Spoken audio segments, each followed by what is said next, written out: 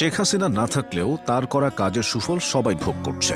বাংলাদেশের উন্নয়নের রূপরেখার একটি বিশাল অংশ জুড়ে রয়েছে গত ১.৫ দশকে বাস্তবায়িত মেগা প্রকল্পগুলো, যার প্রতিটি মানুষের জীবনকে ইতিবাচকভাবে প্রভাবিত করেছে। আওয়ামী লীগের পতন হলেও এই অবকাঠামোগত ভিত্তিগুলো দেশের অর্থনীতির মেরুদণ্ড হিসেবে দাঁড়িয়ে আছে। আধুনিক নগর পরিকল্পনার এক অনন্য দৃষ্টান্ত হয়ে দাঁড়িয়েছে পূর্বাচল নতুন শহর এবং এর প্রশস্ত এক্সপ্রেসওয়ে। একসময় যা ছিল নিছক কল্পনা, সেই ৩০০ ফিট এখন কেবল একটি সড়ক নয়, যেন আধুনিক বাংলাদেশের অগ্রগতির প্রতীক।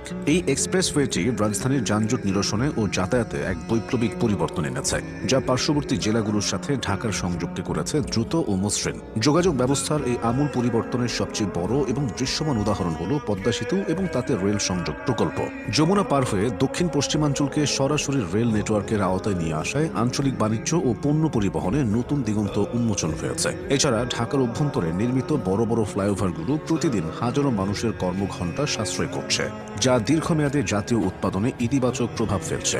চলাচলের সময় কমাতে মেট্রো রেল হয়ে উঠেছে যুগান্তকারী। জ্বালানি ও বিদ্যুৎ খাতের নিরাপত্তা নিশ্চিত করতে বাস্তবায়িত প্রকল্পগুলো দেশের শিল্পায়নের গতিকে ত্বরান্বিত করেছে। রূপপুর পারমাণবিক বিদ্যুৎ কেন্দ্র বাংলাদেশের ইতিহাসে একক বৃহত্তম ও ব্যয়বহুল প্রকল্প, যা দেশটিকে পরমাণু শক্তির শান্তিপূর্ণ ব্যবহারের অভিজাত ক্লাবে উন্নীত করেছে। পাবনার ঈশ্বরদীতে নির্মিত এই কেন্দ্র থেকে উৎপাদিত সাশ্রয়ী ও কার্বন মুক্ত বিদ্যুৎ দেশের দীর্ঘমেয়াদী জ্বালানি চাহিদা মেটাবে এবং পরিবেশ দূষণ রোধে বড় ভূমিকা রাখবে। পাশাপাশি বাগেরহাটের রামপাল ও কক্সবাজারের মাতারবাড়ি তাপবিদ্যুৎ কেন্দ্র নির্মাণের মাধ্যমে দেশের বিদ্যুৎ ঘাটতি দূর করার যে উদ্যোগ নেওয়া হয়েছিল, তার সুফল এখন তৃণমূল পর্যায়ে পৌঁছাতে শুরু করেছে। মহেশখালীতে স্থাপিত এলএনজি টার্মিনালগুলো গ্যাসের চাহিদা মেটাতে এবং শিল্প কারখানা সচল রাখতে গুরুত্বপূর্ণ ভূমিকা পালন করছে।